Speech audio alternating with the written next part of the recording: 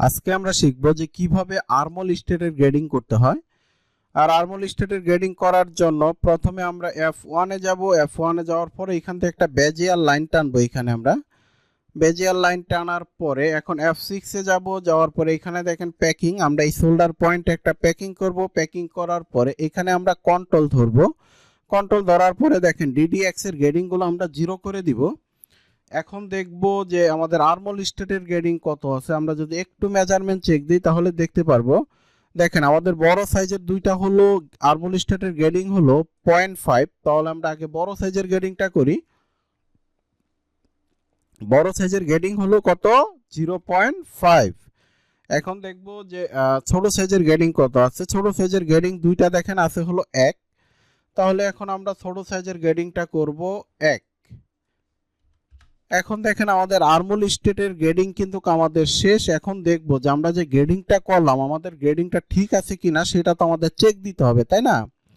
আর সেটা চেক দেওয়ার জন্য যা বলে F8 এ যাওয়ার পরে এখানে দেখেন লেন্থ, আমরা লেন্থে ক্লিক করার পরে সাইজগুলো এইভাবে সিলেক্ট করব। সিলেক্ট করার পরে এখন আমরা দেখব যে আমাদের আর্মল স্টেটের গ্রেডিং ঠিক আছে কিনা। এখন যদি স্প্রেডশিটটা আমরা ওপেন করি তাহলে এখানে আমরা দেখতে পারবো যে আমাদের দেখেন আমাদের আর্মল স্টেটের গ্রেডিং কিন্তু ঠিক নাই।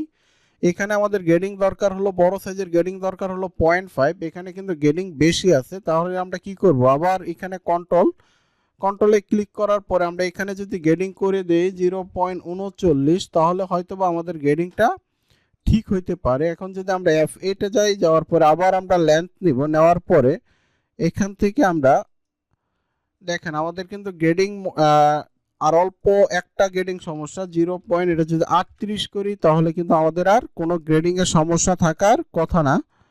দেখেন আমাদের কিন্তু বড় সাইজের গ্রেডিং ওকে। এখন আমরা ছোট সাইজের গ্রেডিং দুইটা ঠিক করব। এখানে গ্রেডিং বেশি আছে 16। তাহলে আমরা যদি এটা 0.84 দেই তাহলে হয়তোবা গ্রেডিংটা আমাদের ঠিক হইতেও পারে। আমরা একটু মেজারমেন্টটা চেক দেই। দেখেন আমাদের কিন্তু গ্রেডিং কিন্তু এখন ওকে। আমরা একটা গ্রেডিং এটাকে 0.83 করব তাহলে হয়তোবা আর সমস্যা থাকার কথা না। আবার আমরা একটু চেক দিচ্ছি। দেখেন এখন কিন্তু আমাদের আর্মল স্টেটের আর গ্রেডিং এর কোনো সমস্যা কিন্তু নাই। এখন আমরা এটাকে ডিলিট করে দেই। এখন এখানে ক্লোজ, এখানেও আমরা ক্লোজ করে দিব। F6 এ যাব। যাওয়ার পরে প্যাকিং, আমরা এখানে প্যাকিং এটা ছেড়ে দিব। ছেড়ে দেওয়ার পরে এখন আমরা F6 এ দেখেন এখানে দেখেন রিপোর্ট এক্স দিয়ে আমরা এই গ্রেডিংটা কপি করে নিয়ে আমরা এই পাশে বসাই দিব। তারপরে F3 তে যাব। যাওয়ার পরে যে ডিলেশন দিয়ে আমরা এই লাইনটা ডিলিট করে দিব। এখন দেখেন আমাদের কিন্তু ফ্রন্ট পার্টে কোনো গ্রেডিং কিন্তু আমাদের আর বাকি নাই। এখন আমরা ফ্রন্ট পার্টের গ্রেডিংটা আমরা হিডেন করে দেই। হিডেন করে দেওয়ার পরে এখন আমরা ব্যাক পার্টের গ্রেডিংটা করব। আর ব্যাক পার্টের গ্রেডিংটা আচ্ছা আজকে আমরা করলাম হলো ফ্রন্ট পার্টের গ্রেডিং, তাই না? তো ফ্রন্ট পার্টের গ্রেডিংটাও কিন্তু খুবই গুরুত্বপূর্ণ একটা গ্রেডিং। এই কারণে আর ভিডিওটা আর বড় করতে চাচ্ছি না। এখন যদি আমি আপনাদেরকে একটু স্টাইলিং পিকচারটা দেখাই, দেখেন আমাদের এই হলো স্টাইলিং।